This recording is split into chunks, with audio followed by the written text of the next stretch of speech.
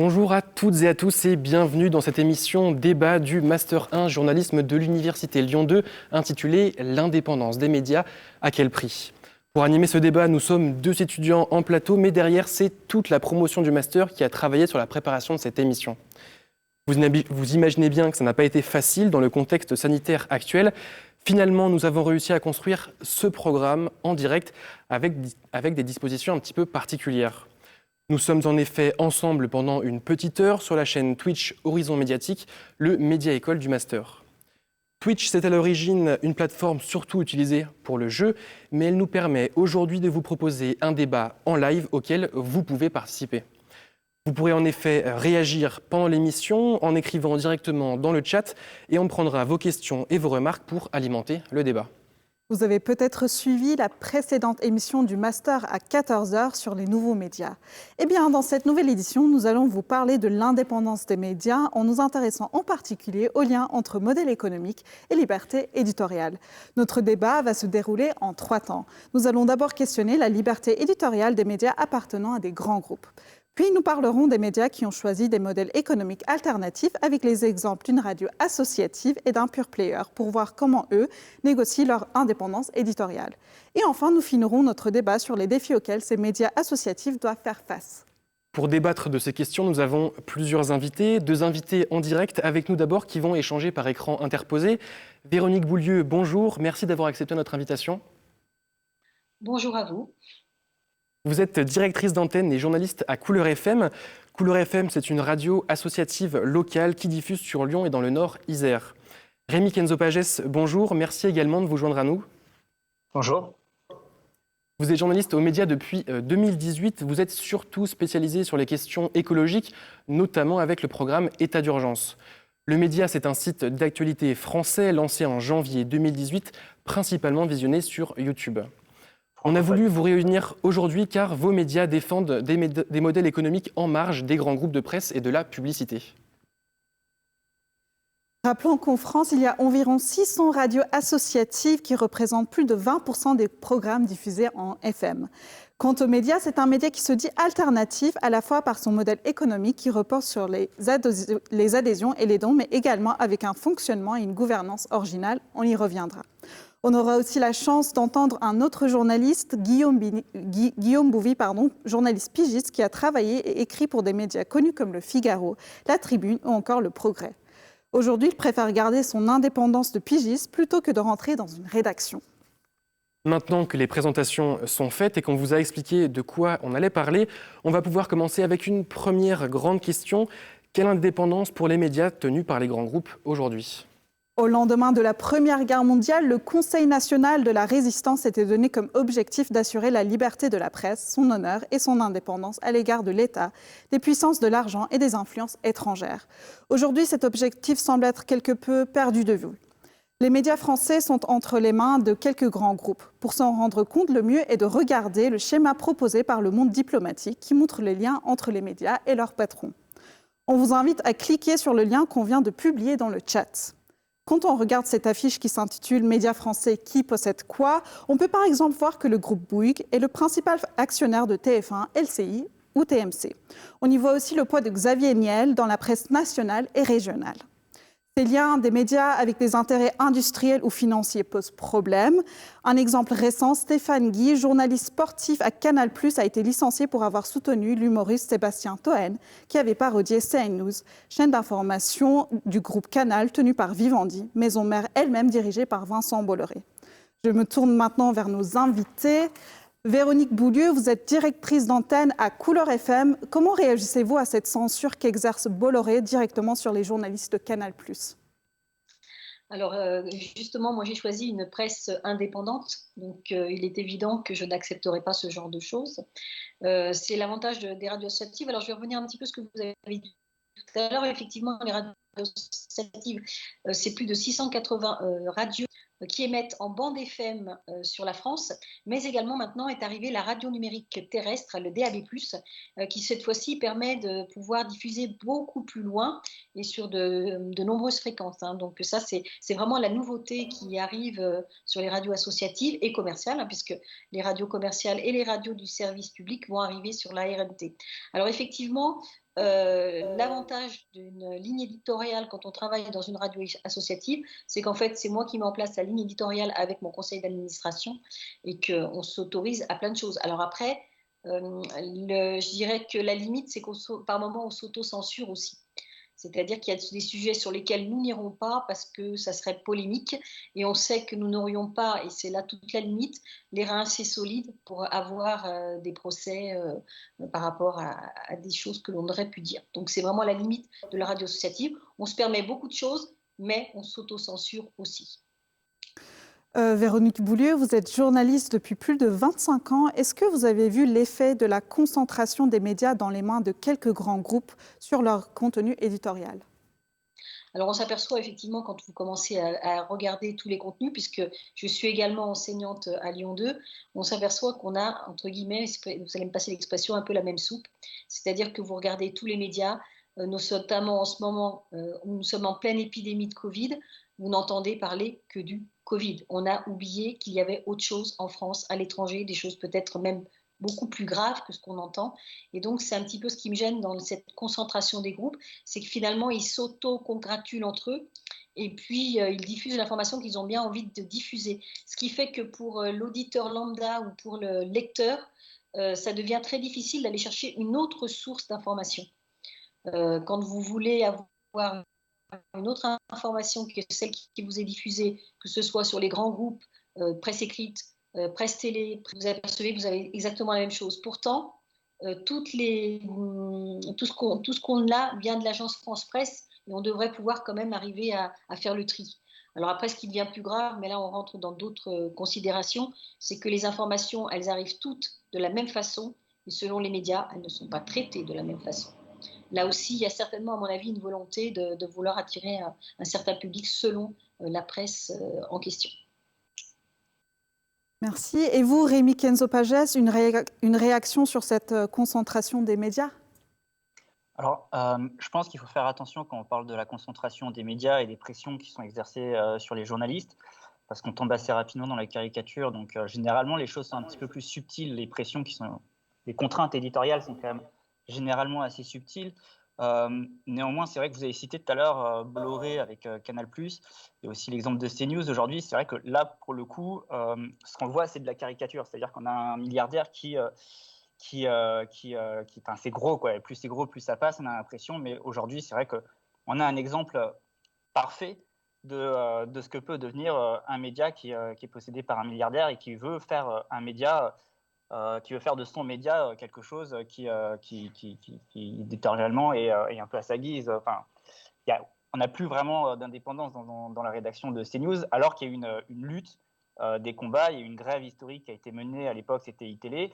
Et après l'arrivée de Bolloré, et on a vu quelque chose aujourd'hui qui ne ressemble plus du tout à ce qu'était iTélé de l'époque. Mais ce que je voulais dire, c'est qu'il fallait éviter quand même la caricature, parce que dans ces médias, il y a quand même un peu d'information, il y a quand même un peu de journalisme. Dans les médias indépendants, la plupart, les médias indépendants sont d'ailleurs peuplés d'anciens journalistes en général issus de cette presse qu'on appelle la presse mainstream. Chez nous, par exemple, aux médias, la plupart des journalistes de la rédaction sont des anciens de cette presse mainstream. Les plus expérimentés ont fait l'essentiel de leur carrière dans cette presse-là. Mais on est parti, on a créé des médias indépendants parce que justement, même si elles étaient faites de manière subtile, il y avait des pressions, il y a des pressions éditoriales qui sont menées de différentes manières, souvent en plaçant à la direction de ces rédactions des personnes de confiance, entre guillemets, pour ceux personnes de confiance de ceux qui possèdent ces médias. Et puis, Véronique Boulieu l'a dit, il y a une autre question, c'est l'homogénéisation de cette presse, l'absence de pluralité, qui mène à ce que des sujets soient invisibilisés, qui mène à ce qu'il y ait des courants qui prédominent dans les médias et que d'autres soient totalement disparus. Et ça, c'est ce qu'on observe de plus en plus. C'est pour ça aussi qu'aujourd'hui, il y a un mouvement quand même. Il y a vers la presse indépendante. Il y a une soif de la part des journalistes. C'est une nouvelle génération d'ailleurs qui commence sa carrière dans les médias indépendants. On le voit de plus en plus. Mais il y a aussi de plus en plus de médias indépendants qui ont quand même des moyens, etc. y compris sur Internet. Et je pense qu'il y a un tournant aujourd'hui, il y a quand même un mouvement qui se passe, il y a quand même quelque chose qui se passe et ça fait du bien. Au pilier du financement des médias, la publicité, les revenus publicitaires ont fortement baissé ces dernières années. Depuis l'année 2000, ils ont chuté de 70% dans la presse française. Avec la pandémie, les revenus publicitaires se sont encore effondrés. En 2020, sur l'ensemble des médias, les recettes publicitaires ont diminué de presque un quart. Une situation qui, paradoxalement parlant, conforte les médias qui se financent sans publicité. Le média est financé par les dons des lecteurs avec des contenus en accès libre. Rémi Kenzo-Pachez, quel est l'enjeu pour un média de s'affranchir de la publicité ? Alors, s'affranchir de la publicité, c'est pas quelque chose qui est forcément qui va de soi, qui est forcément évidente au premier abord. C'est un débat qu'on a eu, y compris chez nous. Hein. Nous, on a 3 ans d'existence. Depuis le 15 janvier, ça fait 3 ans qu'on existe. La première année, on s'est posé la question d'avoir de la publicité, de créer ou pas une régie publicitaire, parce que forcément, on se disait qu'il fallait aussi diversifier nos revenus. On a, en tout cas provisoirement, tranché ce débat à l'époque parce que la publicité exerce une pression sur les journalistes, sur le contenu éditorial, parce que en fait, cette pression, elle vient des audiences, c'est-à-dire que les revenus publicitaires aussi sont liés, sont corrélés par rapport à nos audiences. Il y a aussi un truc dont nous on a besoin quand on parle d'indépendance, c'est aussi de s'affranchir de cette audience, d'être capable de choisir nos angles, notre ligne éditoriale, etc., en dehors de cette question de l'audience. Donc nous, on ne veut pas de la publicité aujourd'hui parce que justement, on ne veut pas que le contenu soit orienté par rapport à l'audience. On n'est pas dans une recherche, dans une course effrénée du nombre de vues ou du nombre de clics ou du nombre d'écoutes pour les podcasts qu'on fait. Et ce qui prime, c'est la question de l'intérêt éditorial. Donc voilà, ça c'est un peu la raison pour laquelle aujourd'hui on a tranché ce débat en ce sens par rapport à la publicité. Véronique Boulieu, j'aimerais aussi avoir votre réaction. Les radios associatives fonctionnent principalement grâce à des subventions. Les ressources commerciales venant de la publicité ne doivent pas dépasser 20% de leur chiffre d'affaires. Quels sont les avantages ou inconvénients d'une radio associative d'échapper en partie à la publicité ? Alors, les avantages et les inconvénients, vous l'aurez compris, c'est tout d'abord un problème financier, c'est-à-dire qu'à un moment donné, on se pose la question, on se dit 20% de notre chiffre d'affaires, c'est à la fois beaucoup et pas beaucoup pour une radio associative. Alors nous, on a choisi de faire de la publicité, mais uniquement de la publicité entre guillemets éthique. C'est-à-dire qu'on va travailler sur certaines causes, on va travailler avec les commerçants, on va faire surtout ce qu'on appelle du message d'intérêt collectif ou du message d'intérêt général. C'est-à-dire qu'on va travailler avec les collectivités, avec les institutions, etc. Donc voilà déjà la première part, c'est-à-dire que nous on ne fait pas beaucoup de publicité et le peu qu'on fait, elle est choisie, elle est décidée, c'est-à-dire que c'est dans notre ADN, on ne veut pas faire, comme je dis toujours, je ne veux pas vendre des steaks à la fin de la semaine. Donc là aussi c'est une vraie volonté. On peut travailler avec des magazines, des journaux, etc. Alors bon, la limite effectivement c'est toujours ces problèmes financiers. Alors on n'a pas que des subventions en fait, on a développé depuis quelques années dans beaucoup de radios. Alors, Couleur FM existe depuis 40 ans, donc autant vous dire qu'on a essayé plusieurs méthodes. On fait aussi maintenant beaucoup d'ateliers radiophoniques. C'est-à-dire qu'on fait de l'éducation aux médias. On intervient dans les écoles, collèges, lycées, universités, centres sociaux, etc. Où là, on s'est un petit peu diversifié. On essaye d'aller à la rencontre des habitants de nos territoires pour faire d'autres choses qui vont pouvoir avoir un modèle économique pour pouvoir nous apporter des subventions. Parce que les subventions, on sait très bien qu'à terme, c'est des choses qui vont peut-être disparaître ou qui sont de plus en plus, notamment avec la crise qu'on est en train de vivre. Je pense qu'à un moment donné, il va falloir trouver de l'argent et cet argent-là va certainement être trouvé via les subventions. Donc ça va devenir très très compliqué. Donc on a eu un petit peu exactement la même chose que l'auditeur précédent, c'est qu'on réfléchit vraiment chaque fois. Est-ce qu'on veut de la publicité sur nos ondes ? On n'en veut pas. Et donc, par rapport à nos auditeurs, on a essayé à un moment donné, et nos auditeurs tout de suite nous ont dit, nous, si on vient sur votre radio, publicité. Donc la publicité, effectivement, pour le commerçant du coin, oui. Pour le spectacle de théâtre, oui. Mais si de la publicité comme on envoie sur les grands médias, ils n'en veulent pas. Donc c'est un choix qu'on a fait. D'autres radios associatives ne le font pas forcément, mais nous, c'est ce choix qu'on a fait. C'est que de la publicité, entre guillemets, raisonnée. Merci Véronique Boulieu. L'indépendance des médias est une question large et ne concerne pas uniquement les puissances de l'argent, pour reprendre les mots du Conseil national de la résistance, mais aussi la politique. Le média a été fondé par Sophia Chikirou, Henri Poulain et Gérard Miller, des proches de la France insoumise, ce qui a soulevé évidemment des doutes sur son indépendance éditoriale. Rémi Kenzo-Pagès, comment revendiquer l'indépendance quand on a été en partie lancé par un parti politique ? Alors, attention, on n'a pas été lancé par un parti politique, on a été lancé par trois personnes, trois cofondateurs qui étaient proches d'un parti politique. Ce qui s'est passé, c'est que, donc, de fait, je vais être un peu obligé de parler de l'histoire du média, hein, du coup, Oui, bien pour sûr. pouvoir répondre à cette question. Ce qui s'est passé, c'est que donc il y avait ces trois personnes proches du parti politique, voire qui ont fait partie pour Sophia Chikirou, qui était la première directrice du média. Il y avait donc une rédaction dont je faisais partie déjà, qui a été recrutée, mais sans lien avec la France insoumise. Et on avait une soif d'indépendance qui était très forte, etc. Donc, au bout d'un moment, c'est vrai que la question, elle s'est posée pour nous, même si on n'a jamais vu de Jean-Luc Mélenchon ou qui que ce soit dans les locaux du média. On n'avait pas de lien. Il n'y avait pas de lien structurel, quoi que ce soit, avec la France insoumise. Le seul lien, c'était juste que les trois fondateurs, eux, en avaient. Ce qui s'est passé, c'est donc qu'il y avait quand même une volonté de la part de la rédaction de totalement se libérer, entre guillemets, des fondateurs. Et donc, il y a eu un premier mouvement social au sein du média, un conflit social. À l'époque, c'était fin juin, début juillet 2018. Donc, en fait, quelques mois seulement après la création du média, où on a demandé le départ notamment de Sophia Chikirou, qui était la première directrice, et puis une nouvelle forme d'organisation du média. C'est ce qui s'est produit. Donc Sophia Chikirou, elle est partie. Gérard Miller, un autre fondateur, l'a suivi, mais pas, pour d'autres raisons, parce qu'il avait des projets ailleurs, dans d'autres médias, LCI plus précisément. Mais je ne crois pas qu'on puisse dire que LCI pour autant soit proche de la France insoumise.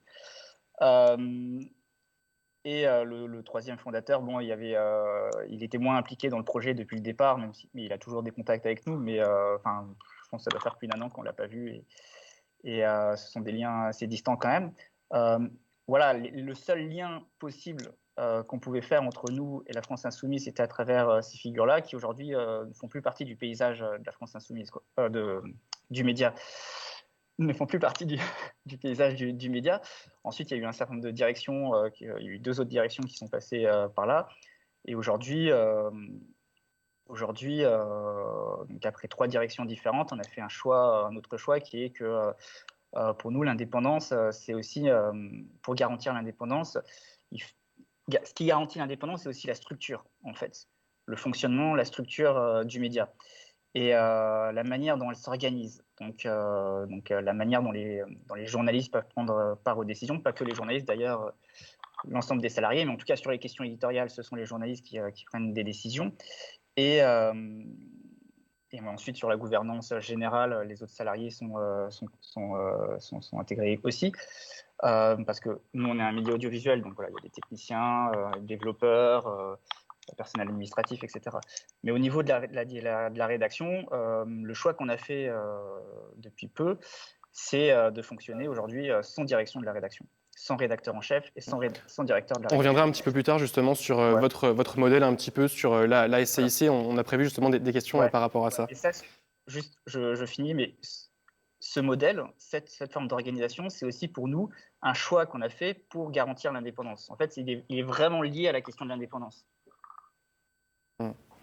Merci Rémi Kenzo-Pagès. Véronique Boulieu, est-ce qu'au niveau local, est-ce qu'il y a une proximité entre pouvoir local et médias locaux? Et si oui, est-ce que ça peut être problématique? Alors, il faut toujours, pareil, raison garder. Nous, on essaie de garder notre indépendance vis-à-vis des pouvoirs politiques. C'est pour ça que dans les locaux dans lesquels nous sommes, avoir une indépendance totale. Donc, on essaye toujours de garder cette indépendance vis-à-vis des milieux politiques. C'est-à-dire qu'à un moment donné, moi, je ne veux pas qu'on puisse impacter sur notre contenu, sur notre ligne éditoriale, parce que justement, il y ait des politiques qui rentrent. Donc, par exemple, dans notre conseil d'administration, il n'y a pas de politique, il n'y a rien du tout. On les garde vraiment à distance pour regarder. Alors après, il ne faut pas se leurrer non plus. On a des subventions d'État. Notre plus grosse subvention qui fait vivre la radio, c'est le Fonds de soutien à l'expression radiophonique qui vient du ministère de la Culture. Mais on n'a pas, on n'a jamais eu de problème. On peut faire, par exemple, quand on fait les élections, que ce soit municipales, départementales, les députés, les sénatoriales, etc., on invite toutes les personnes sur notre antenne, que ce soit de l'extrême gauche à l'extrême droite. Hein, on ne fait aucune différence. Donc nous, on estime qu'à ce jour, on a toujours une libre parole. On ne s'oblige à rien. Bon, après, je ne vous cache pas que des fois, on s'auto-censure sur certains sujets. On va être honnête jusqu'au bout quand même. Merci à Véronique Beaulieu. On aura l'occasion justement de revenir sur les différentes subventions que vous avez. On en a fini de cette première partie, Soudé. Oui, nous avons reçu quelques questions dans le chat de la chaîne Twitch. Une question de Artillerie Lourde. Est-ce que le fait de concentrer l'information sur le Covid n'est pas un moyen pour les médias mainstream de masquer d'autres problématiques plus sensibles? Rémi Kenzo-Pagès, est-ce qu'on pourrait avoir une réaction?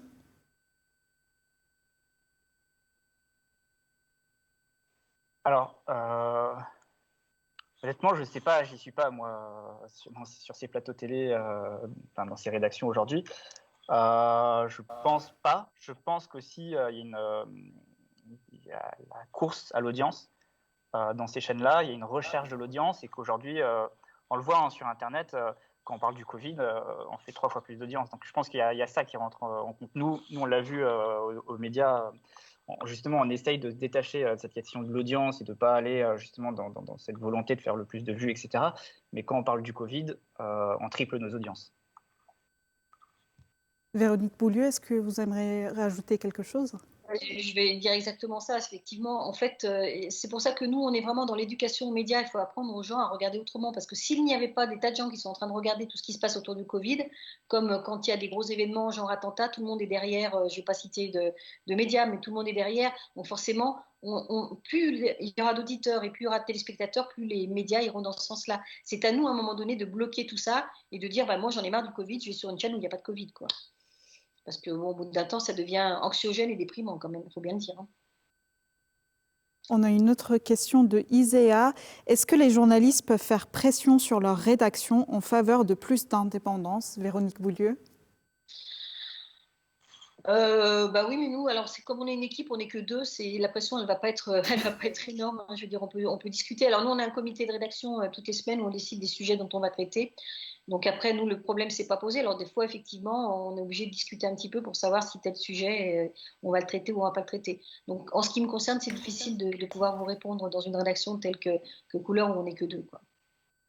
Rémi Kenzo-Pagès, est-ce que vous avez une réaction?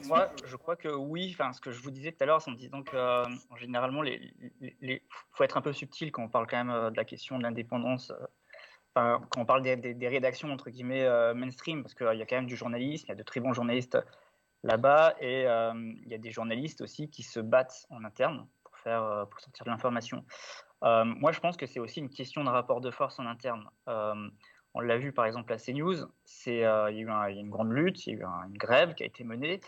Il y a eu un départ massif des journalistes qui ont fait grève à l'époque à iTélé. Et c'est une fois seulement que la rédaction a été décimée par Bolloré que Bolloré a pu mettre en place la ligne éditoriale qu'il voulait. Mais tant qu'il y avait de la résistance, ce n'était pas possible. Je pense que c'est ce qu'on voit aujourd'hui dans un certain nombre de médias. On l'a vu à l'Équipe récemment, on l'a vu à BFM il y a quelques mois, on l'a vu aussi dans le service public. Quand il y a de la résistance, il y a encore des possibilités. Alors le problème, c'est que cette résistance, elle recule. Mais moi, c'est aussi notre rôle de médias indépendants de soutenir les journalistes qui sont dans ces grands groupes et qui se battent pour qu'il y ait de l'information. C'est aussi pour ça que c'est important qu'il y ait à côté des médias indépendants qui peuvent aussi participer au rapport de force pour leur montrer qu'il est possible de faire d'autres sujets, que ces sujets peuvent aussi marcher, peut-être donner envie aussi à ces médias-là de les traiter à leur tour. Une dernière chose, moi je pense que c'est ce qu'on observe aussi dans ces médias-là, c'est qu'en général, c'est quand il y a des SDJ, des sociétés de journalistes fortes, c'est quand il y a des syndicats en interne de journalistes, que ce soit le SNJ ou le SNJ-CGT, qui ont des sections syndicales fortes, qu'en général, on voit encore quand même qu'il y a de l'information, qu'il y a des enquêtes qui sortent, etc., dans ces grands groupes aussi, quoi. Merci, on va continuer. Comme vous l'avez peut-être vu dans l'émission précédente sur les nouveaux médias, des anciens journalistes employés par des grands médias choisissent de s'émanciper et de créer leur propre structure en revendiquant parfois leur besoin de plus d'indépendance. L'exemple le plus frappant est sans doute celui d'Éric Fotorino, directeur du Monde pendant plusieurs années, qui a ensuite créé le 1 en 2014. Il déclare que le sort du Monde est désormais lié au capital et au bon vouloir des capitaines d'industrie ou de finance. On aimerait revenir avec vous sur vos modèles économiques respectifs. Couleur FM, c'est une radio associative qui repose donc beaucoup sur les subventions publiques. Véronique Boulieu, est-ce que vous pouvez nous en dire un peu plus ? Alors, comme je l'ai expliqué tout à l'heure, nous, on n'a pas que des subventions publiques. Les seules qu'on a, la plus grosse subvention que toutes les radios associatives ont, c'est ce qu'on appelle le fonds d'expression à la radiophonique, qui est délivré donc, par le ministère, ministère de la Culture et de la Communication. C'est un dossier qu'on dépose tous les ans. Si on ne dépose pas ce dossier, on n'aura pas de subvention, qui est basé sur un autre système, c'est-à-dire qu'il y a une subvention d'exploitation, une subvention sélective. Cette subvention sélective, on fait ce qu'on appelle un rapport d'activité qui décrit toutes les actions qu'on a eues sur notre territoire durant l'année. Et puis après, c'est un système de numérotation de points, etc. Ensuite, on a une subvention du conseil départemental de l'Isère, qui là aussi, maintenant, avant, c'était des subventions automatiques, c'est-à-dire qu'on déposait un dossier, on l'avait. Là, maintenant, cette subvention, il faut qu'on ait fait quelque chose pour l'avoir. C'est-à-dire, c'est ce que je vous disais à un moment donné, c'est que les subventions, elles sont en voie de disparition. Donc, les radios associatives sont obligées de trouver un autre mode économique, par des ateliers radio, par de la prestation avec, alors là, c'est très compliqué en période de Covid, avec des théâtres, avec des salles de spectacle, etc. Parce que de toute façon, ça ne va plus être le seul moyen de financement des radios associatives. Là maintenant, on aura toujours le FSER, je pense, encore quelques années, mais comme on est de plus en plus nombreux avec les radios qui arrivent sur le numérique, il faut vraiment qu'on se réadapte si on ne veut pas mourir. Je le dis, on va fêter cette année les 40 ans des radios libres, qui sont nées en 1981, les 100 ans de la radio. Si on ne crée pas d'autres choses différentes, moi je suis assez pessimiste sur l'avenir des radios associatives. Voilà. Parce que nous, on veut vivre sans publicité. Alors peut-être qu'on sera obligé de venir à la publicité, mais là, je pense que nos auditeurs, ils ne vont pas aimer. Donc c'est vraiment une grande réflexion qu'on est en train de faire, et je pense que ça sera le sujet des tables rondes que nous aurons cette année pour les 40 ans des radios, c'est quel modèle économique pour les radios associatives. Le média repose exclusivement sur les dons et sur les sociaux. Est-ce que Rémi Kenzo-Pagès, vous pouvez nous expliquer qui sont ces sociaux et ces donateurs ? Ouais, alors, comme je vous l'ai dit, on n'a que deux modes de financement, donc les dons et les sociaux. Alors, les sociaux, en fait, ce sont des personnes qui nous soutiennent en donnant de l'argent. C'est-à-dire qu'on peut prendre des parts aux médias à partir de 5 € par mois. La moyenne, elle est à 8 €. Donc, en fait, ce sont des personnes qui décident volontairement de soutenir le média en donnant de l'argent tous les mois. Alors, ensuite, ce n'est pas un abonnement. Aujourd'hui, pas encore. Ce n'est pas un abonnement parce que le média, en fait, on a un modèle économique qui veut que nos productions soient ouvertes, soient publiques. Donc ce n'est pas un abonnement dans la mesure où ces contenus ne sont pas exclusivement réservés aux sociaux. C'est un choix économique qu'on a fait parce que c'est vrai qu'on voit au niveau des médias indépendants qui ont réussi à trouver un équilibre ou même à gagner de l'argent comme Mediapart. Eux, ils ont un modèle d'abonnement. Nous, on n'a pas fait ce choix, c'est-à-dire qu'on fait appel en fait à la générosité des gens, mais ça marche quand même parce que les gens ont tellement envie de voir autre chose, ils ont tellement envie de médias indépendants qu'ils sont prêts à donner. Et souvent, ces personnes-là donnent à plusieurs médias. D'ailleurs, ils peuvent donner à nous, mais ils peuvent donner aussi à d'autres rédactions indépendantes. Ce que je veux dire, c'est que aujourd'hui, en fait, le média, c'était une association.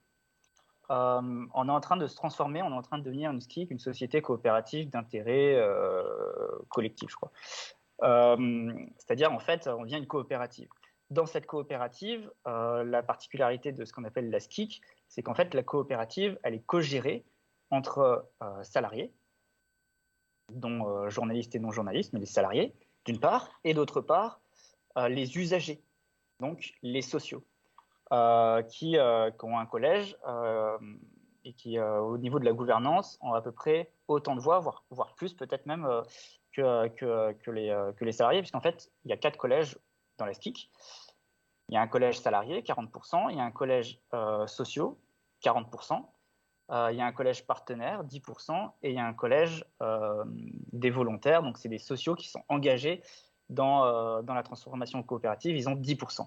Donc en fait, finalement, les sociaux, ils ont 50%, là où les salariés ont 40% dans la coopérative, dans la gouvernance. En fait, donc il y a cette répartition au sein de la coopérative avec ces 4 collèges qui vont former ensemble le conseil de surveillance qui va en fait former ce qu'on appelle le directoire, donc en fait l'organe de direction du média, donc qui sera choisi à la fois par les sociaux, donc les usagers, et à la fois par les salariés.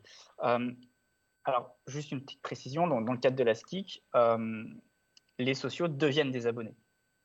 Donc, il va y avoir des changements au niveau des sociaux. C'est-à-dire que les sociaux ne deviennent pas automatiquement, n'ont pas automatiquement des parts dans la SCIC, ils doivent faire eux-mêmes la démarche, c'est-à-dire qu'une part, 1 euro, ils doivent, là ça sera courant février, ils devront demander eux-mêmes à pouvoir prendre des participations au sein de la SCIC pour pouvoir être dans le collège des sociaux. S'ils ne le font pas, ils deviennent des abonnés à 5 € par mois.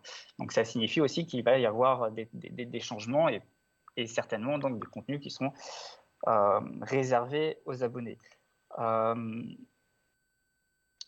Voilà, en gros, pour l'essentiel. Mais en fait, pour nous, ce qui est important de dire, c'est qu'en fait, nous, on n'existe que parce que des gens nous le permettent, des gens qui nous financent nous le permettent.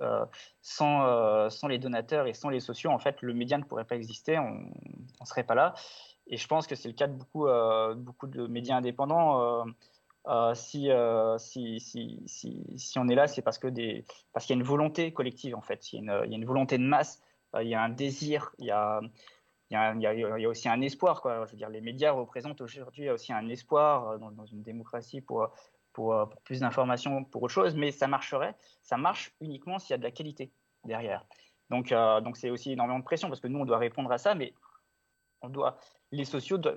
le financement par les sociaux et par le donateur nous donne aujourd'hui les moyens de faire du journalisme de qualité, et c'est à nous ensuite d'être à la hauteur derrière pour apporter l'information, pour aller enquêter là où peut-être les médias mainstream ne vont pas parce que ça ne fait pas assez d'audience, parce que ça ne les intéresse pas, etc.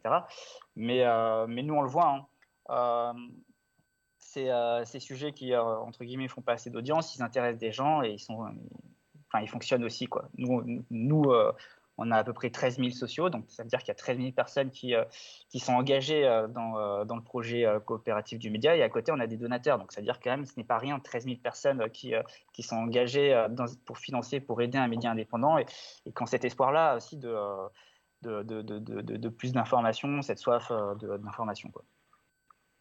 Merci Rémi Kenzo-Pagès. On aura l'occasion de revenir un petit peu sur le modèle de la SCIC. Véronique Boulieu, je me retourne vers vous. On l'a dit, vous travaillez au sein d'une radio associative. Vous nous l'avez dit, les radios associatives sont souvent laissées de côté dans les analyses du paysage médiatique français. Pourtant, on comptait 729 radios associatives en 2017, ce qui en fait la catégorie radiophonique la plus importante selon le CSA. Est-ce que les médias associatifs forment, selon vous, une réponse aux enjeux d'indépendance aujourd'hui ?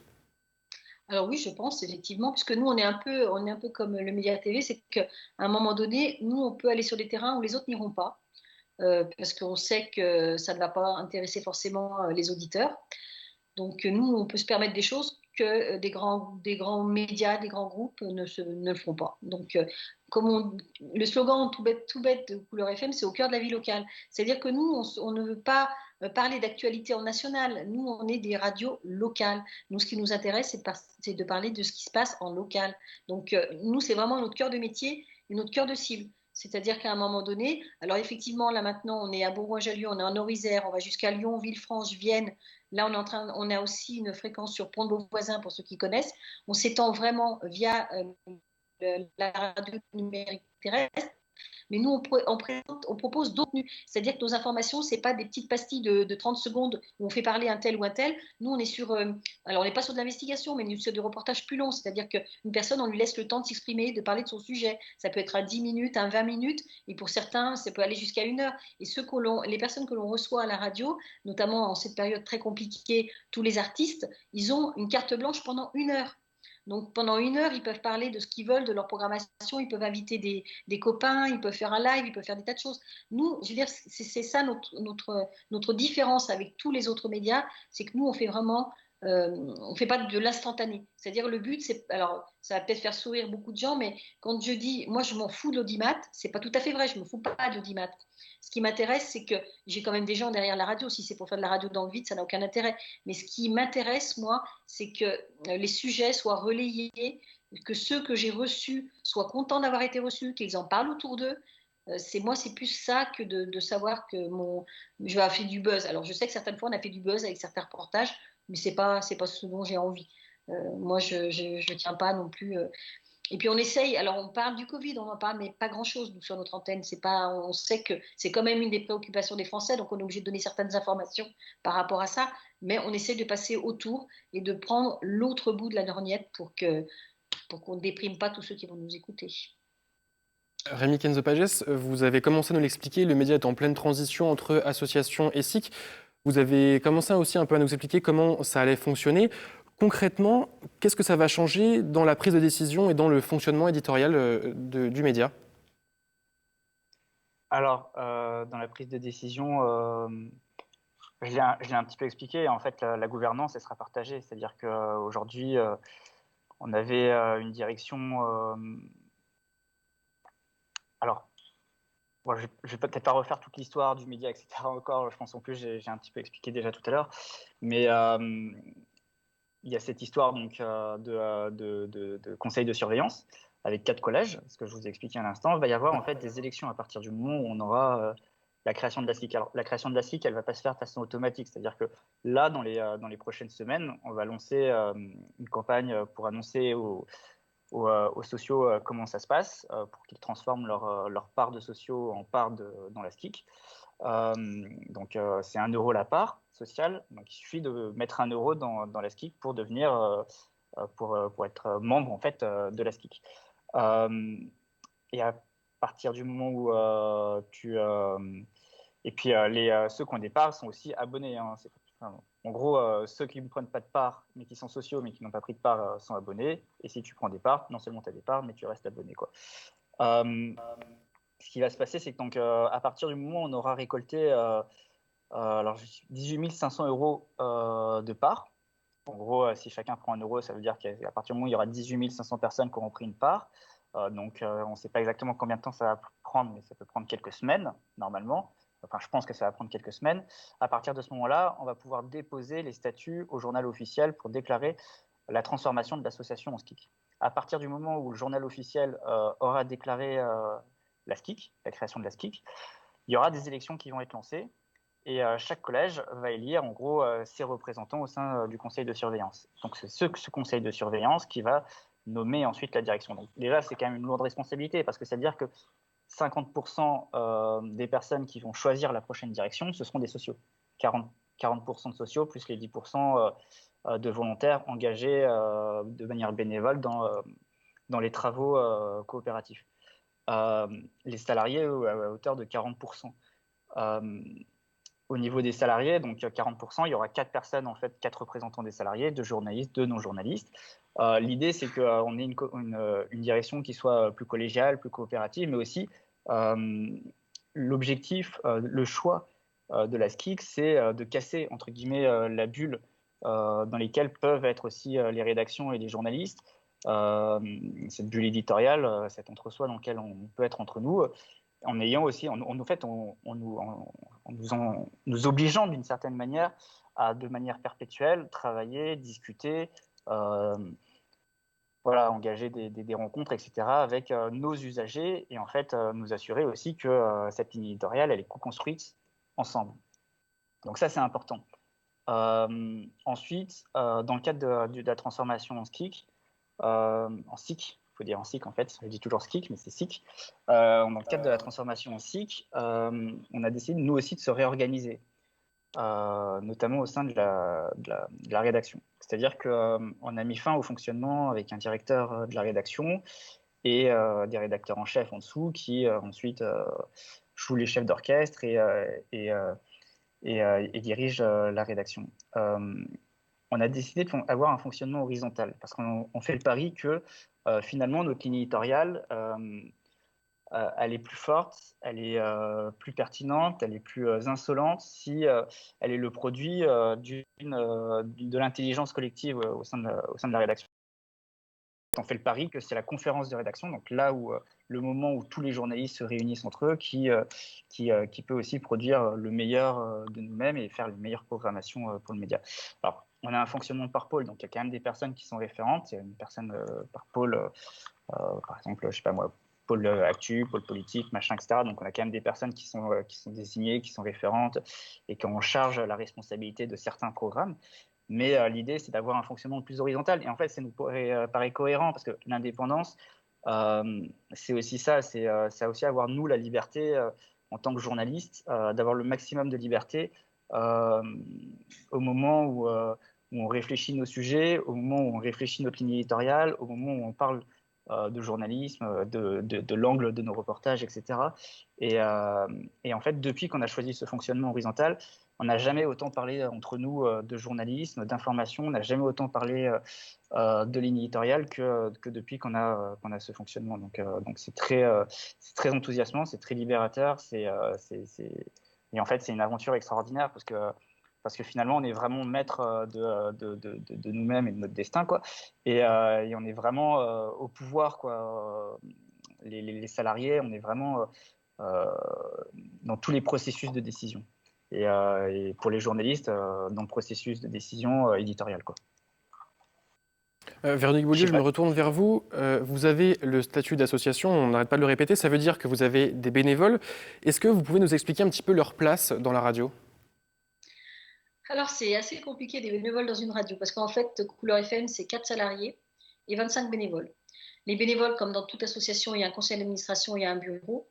Mais il y a une sorte de délégation qui est faite à moi en tant que directrice d'antenne et je suis en rapport direct avec mon président et puis mon bureau. Donc cette année a été catastrophique puisque Covid, on n'a fait aucune réunion quasiment où on les a fait en visio.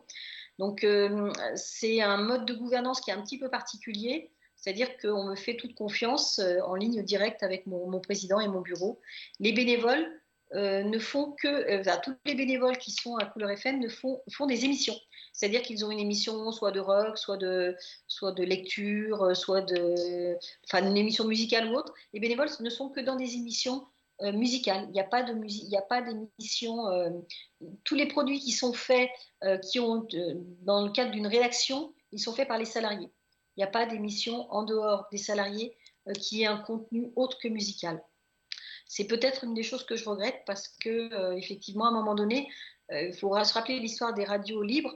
C'est qu'elles sont nées il y a 40 ans, c'était des radios qui sont arrivées en force. Il y avait ce qu'on appelle les radios pirates. Et maintenant, je trouve que ça se délite un petit peu, cet esprit un petit peu, je ne vais pas dire révolutionnaire, mais un petit peu qui était un gratte-gratte, quoi.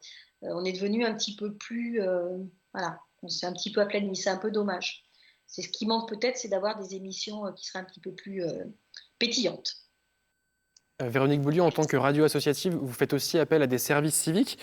Est-ce que le fait que votre radio soit une forme de média-école, est-ce que ça influence votre ligne éditoriale ? Alors ça influence un peu, mais on essaye justement quand on prend des services civiques, alors l'année dernière on en avait pris 4, c'est qu'on essaye de leur impulser effectivement on peut faire un média d'une autre façon. Parce que souvent ceux qui arrivent en service civique ou en stage venant d'écoles de journalisme ou d'université, je trouve qu'ils sont déjà un petit peu stéréotypés.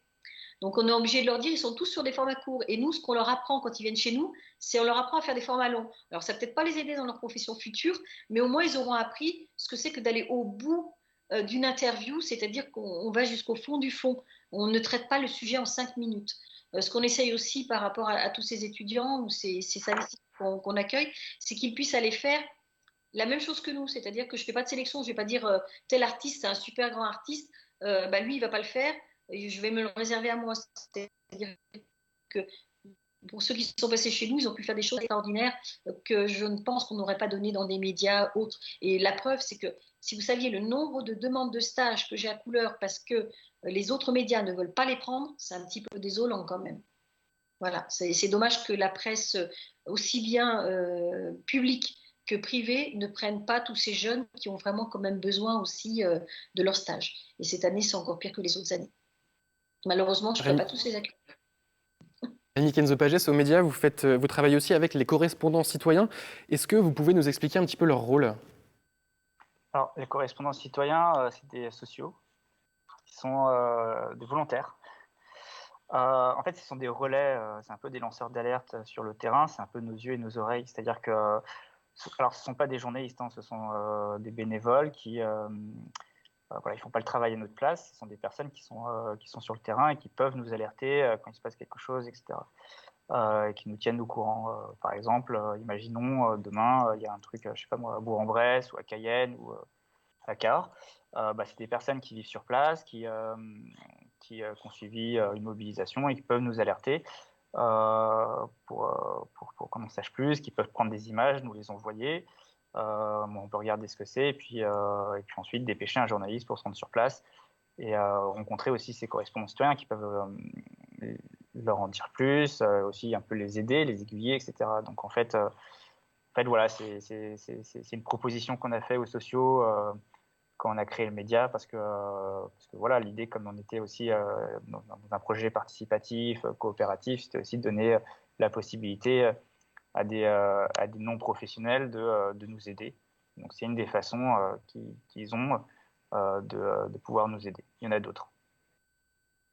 Beaucoup de médias qui se revendiquent de l'indépendance comme Mediacité, le média qu'on a aujourd'hui, Mediapart, Reporter, tous ces médias n'existent qu'en ligne. Rémi Kenzo-Pagès, est-ce que le web offre une plus grande liberté? Honnêtement, je ne sais pas si le web offre une plus grande liberté. Pour moi, le web, il offre plutôt un accès plus large, une audience. En parlant d'audience, on dit qu'on veut s'affranchir de l'audience, mais bon, c'est un fait, hein. Le web nous offre une certaine audience, capacité à toucher du monde. En fait, le web, c'est surtout, enfin, moi, je pense que c'est surtout intéressant parce que ça nous permet vraiment, enfin, c'est un outil de masse. Voilà. Voilà. Mais je ne sais pas s'il nous offre plus de liberté, par contre. Honnêtement, je pense qu'on a aussi de la liberté en presse écrite quand on est un média indépendant ou en radio. Enfin, je ne sais pas si le web nous offre plus de liberté. Merci beaucoup à tous les deux. On a abordé plusieurs questions autour des médias alternatifs. On va maintenant passer à la suite, à la dernière partie, avec une courte vidéo soudée. Oui, qui parle d'indépendance parle aussi de pigistes. Les pigistes sont des journalistes indépendants payés à la pige, c'est-à-dire à l'article ou reportage qu'ils peuvent vendre à différents médias. On en parle peu alors qu'ils représentent 20% des journalistes ayant une carte de presse. Et cette proportion grimpe en flèche chez les jeunes. Parmi les premiers demandeurs de la carte de presse, 70% sont des pigistes. Nous ne pouvions donc pas continuer le débat sans parler d'eux. Nous allons donc maintenant écouter le témoignage de Guillaume Bouvier, journaliste pigiste depuis 6 ans, qui ne souhaite pas s'attacher à un média pour conserver son indépendance. Et puis on se retrouve tout de suite après.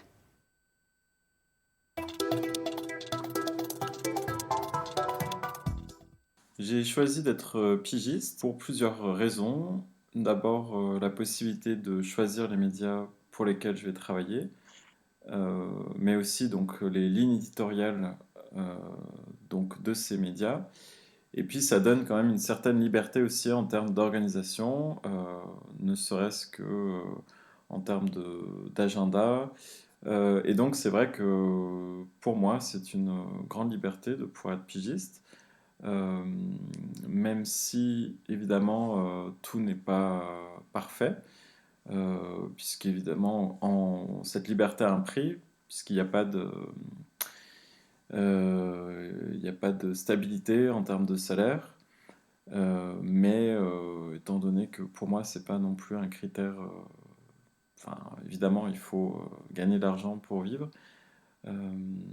Mais voilà, pour moi, c'est quand même aussi important de pouvoir faire ce qui me plaît et travailler avec qui je le souhaite. Et surtout pouvoir aussi varier les sujets, varier les lignes éditoriales, ce qui n'est pas forcément possible quand on travaille pour une seule rédaction. Étant quelqu'un d'assez curieux, je tiens justement à pouvoir avoir cette possibilité de faire plusieurs choses, y compris plusieurs activités. Donc c'est aussi dans cette diversité que je me retrouve dans finalement ce mode de rémunération en étant pigiste.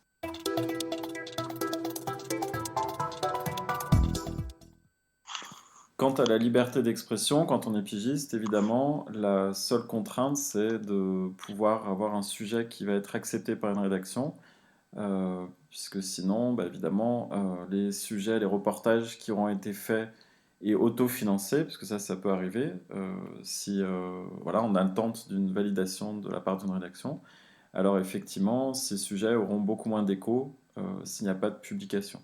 Donc c'est évidemment une des limites au fait d'être pigiste, donc d'avoir moins de moyens pour notamment réaliser des enquêtes sur tel ou tel sujet.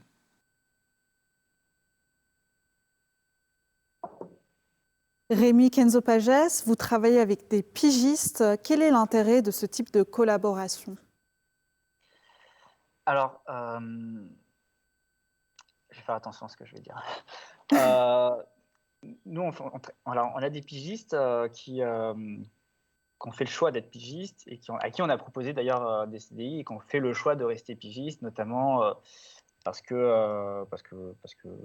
préfèrent une certaine liberté, etc., et que la pige leur garantit. Ça, c'est uniquement pour des pigistes quand même qui ont en général plusieurs employeurs et qui ont les moyens, entre guillemets. C'est pas tous les pigistes qui ont cette possibilité-là, parce que la plupart des pigistes quand même sont précaires. Je pense qu'il faut quand même insister là-dessus. Ensuite, je tiens quand même à dire que je pense que pour une rédaction indépendante, c'est important de s'appuyer quand même sur un socle de journalistes titulaires en CDI, parce que c'est aussi le CDI garantit aussi aux journalistes une certaine liberté, une certaine protection qui le protège dans l'investigation, dans l'enquête, dans son travail de journaliste. C'est aussi les moyens. En fait, il faut un certain confort pour pouvoir produire une bonne enquête. Il faut des moyens, il faut du temps, il faut de l'argent, il faut un collectif, des collègues, des cadreurs, des monteurs, etc., pour produire quelque chose de très bon. Et puis, surtout quand on est sur des enquêtes parfois de 6 mois. Et ça, c'est quand même mieux quand on a la protection d'un CDI. Donc moi, je pense quand même, pour un média indépendant, c'est important aussi de pouvoir le garantir aux journalistes, leur garantir qu'ils pourront mener leurs enquêtes à bout, etc., jusqu'au bout, dans les conditions nécessaires pour la production de l'investigation. Voilà. Ensuite, on a quand même des pigistes parce que la première des raisons, c'est qu'on ne peut pas recruter en CDI tout le monde pour des raisons économiques. Et la deuxième, c'est aussi parce qu'on a envie de travailler avec un certain nombre de personnes largement, avec qui on travaille de façon plus ou moins régulière. Certains et puis aussi avoir des correspondants, par exemple à l'étranger ou en région, etc. Et voilà, c'est pas forcément pertinent pour nous que ces personnes-là soient avec un statut permanent aux médias. Pour des raisons matérielles, c'est plus simple pour nous que de faire appel à des pigistes, à des personnes qui sont dans notre fichier de base, etc., de journalistes. Mais quand on est pigiste régulier, on fait quand même partie de la rédaction d'une certaine façon du média. Donc on essaie quand même de faire attention pour les intégrer, leur faire participer aux conférences de rédaction, etc. Et puis, par exemple, je vous parlais de la SIC tout à l'heure. Je vous disais, il y a un collège des salariés, 40%. En fait, les pigistes, ils en font partie. Voilà, les pigistes, ils peuvent participer aussi aux décisions éditoriales du média. On considère que ce sont des salariés. D'ailleurs, la pige, c'est un CDI au regard de la loi. Et donc, c'est important quand même d'avoir cette réflexion et de faire attention par rapport aux pigistes, parce que ça reste des journalistes à part entière aux médias, et on aimerait qu'ils aient une part importante aussi dans la réflexion éditoriale. Vous nous avez parlé de vos choix de fonctionnement. On voudrait maintenant vous entendre sur les limites de vos modèles médiatiques.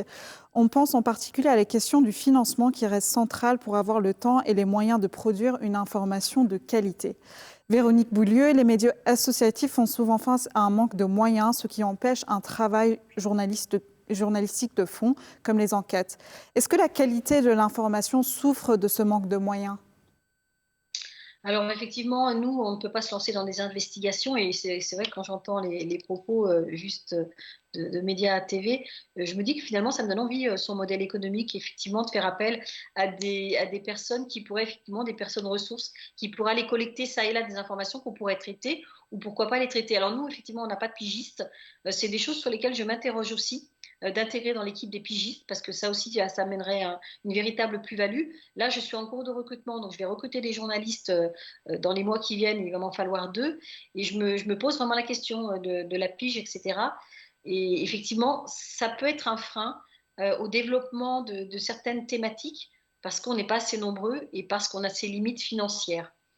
Mais ces limites financières, elles sont exclusivement dues qu'on ne peut pas aller se déplacer forcément à droite et à gauche. Mais je pense que c'est aussi un faux problème. C'est juste que c'est dans la ligne éditoriale qu'on a choisie qui fait qu'on ne veut pas partir sur de l'investigation.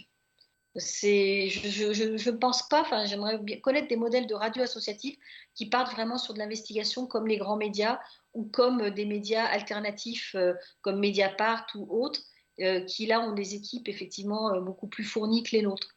Je pense que le modèle associatif, je ne vois pas de radio associative, j'essaie de chercher si j'en vois des radios associatives qui seraient. On est vraiment dans une autre forme. Alors on peut travailler sur sur des thématiques telles que l'écologie, faire se rencontrer des personnes, débattre, faire des confrontements d'idées, mais on fait pas d'investigation. Enfin, dans les médias associatifs, sauf erreur, il n'y a pas d'investigation comme il pourrait y avoir dans d'autres médias. Donc, ce qui fait que effectivement, le frein économique, il y est sur certaines choses, mais pas tant que ça. Je pense que, pareillement, je pense que des fois aussi, on est dans l'autocensure. Toujours. Une réaction, Rémi Kenzo-Pagès, aux conséquences d'un manque de moyens sur la qualité de l'information ? C'est surtout que ça nous oblige à faire des choix, et parfois des choix qu'on n'a pas envie de faire.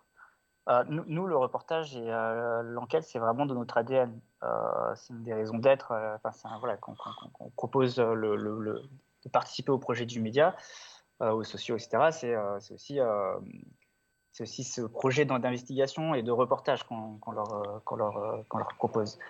Par exemple, nous, on a un journaliste qui essaye de couvrir les conflits dans le monde, qui est parti à Hong Kong couvrir les grandes manifestations de Hong Kong. On l'a envoyé à Beyrouth quand il y a eu l'explosion à Beyrouth, qui est parti en Algérie quand il y a eu les grandes manifestations, etc. Le problème, c'est qu'en fait, ces reportages, lui, en plus, c'est un journaliste permanent qui fait ça à temps plein aux médias. Il est en CDI, etc. Mais ça coûte cher de l'envoyer à Hong Kong pendant plusieurs semaines, puis ensuite de revenir pour passer quand même pas mal de temps au montage, parce qu'on l'envoie à Hong Kong, on ne lui demande pas de faire un reportage de 3 minutes, on lui demande de revenir avec un long format, etc. C'est des choix, quoi. C'est cher, etc. Donc on ne peut pas l'envoyer partout, c'est parfois très frustrant, etc. Ensuite, ça marche, hein. Par exemple, lui, son reportage sur Hong Kong, par exemple, il a finalise dans un grand festival international de journalisme en Italie, etc. On était très fiers, c'était produit de très beaux contenus. Malheureusement, parfois, on a envie de l'envoyer un peu partout dans le monde, et en fait, on ne peut pas. Même chose pour l'investigation, quand on est très sollicité par des lanceurs d'alerte, par machin, puis même notre intuition nous amène à nous poser des tas de questions sur des tas de multinationales, etc. Malheureusement, on ne peut pas enquêter sur tout le monde. On est obligé de faire des choix parce qu'on n'a pas une cellule d'investigation suffisamment fournie. Mais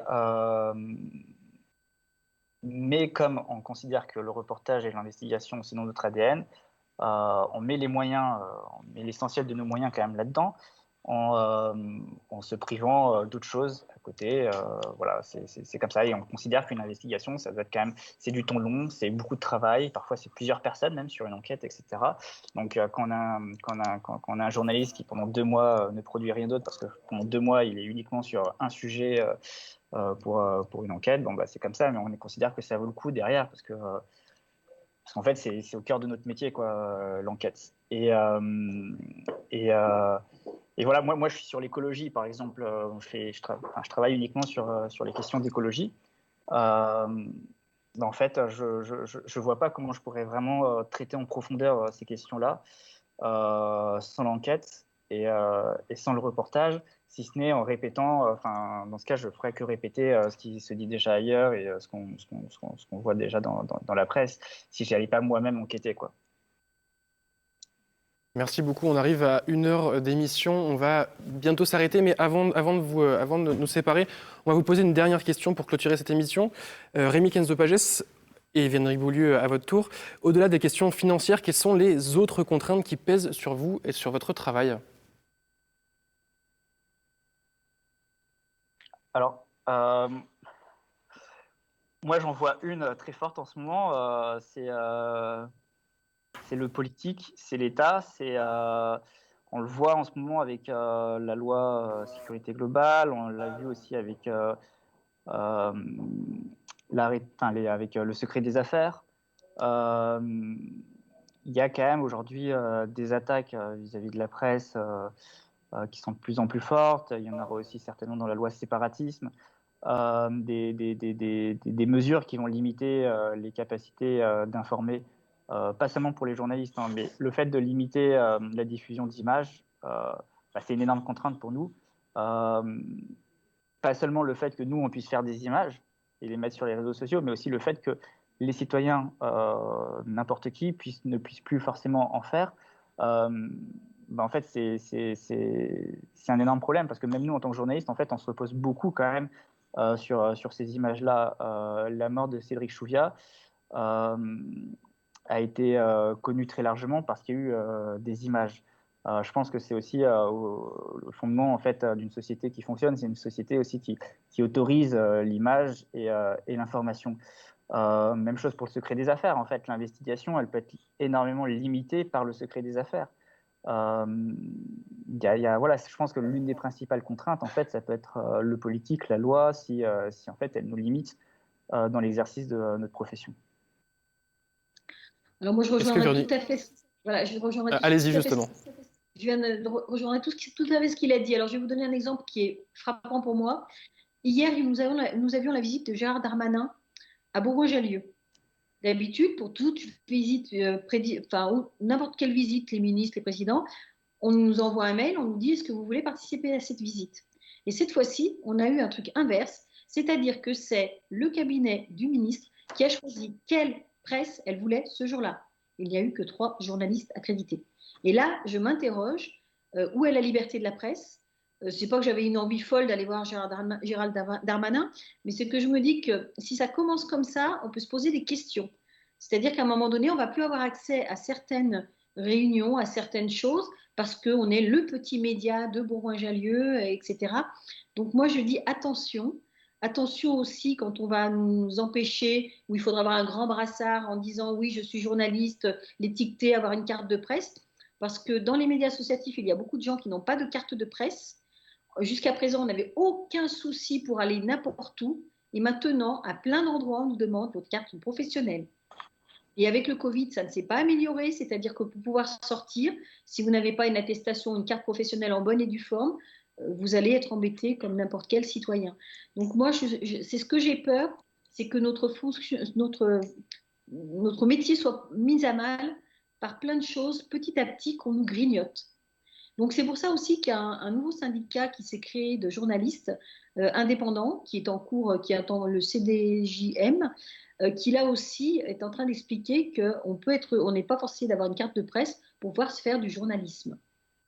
Donc moi voilà, il y a tout un métier qui est remis en cause actuellement. On voit que des gens sont journalistes alors que pour moi ce sont des animateurs et non pas des journalistes. Il y a tout un débat à avoir là-dessus et on a un petit peu de mal à faire passer ce genre de message. Merci Voilà. beaucoup. C'est la fin de cette émission. On espère que vous avez apprécié ce débat, que ça vous a appris des choses et que ça vous a amené à vous poser plein de questions sur le paysage médiatique français et sur ces questions d'indépendance. On remercie chaleureusement nos deux invités en direct, Véronique Boulieu et Rémi Kenzo-Pages. On remercie également toute l'équipe qui a participé à la construction de cette émission, que ce soit dans la communication, dans la technique ou dans la rédaction. Un grand merci à l'équipe technique de l'Université de Lyon 2 qui nous a énormément aidés avec ce tournage. Merci également à Magali Reiner pour son accompagnement, son suivi et son soutien. Enfin, merci à vous qui nous avez regardés. Au revoir et à bientôt. Merci. Merci.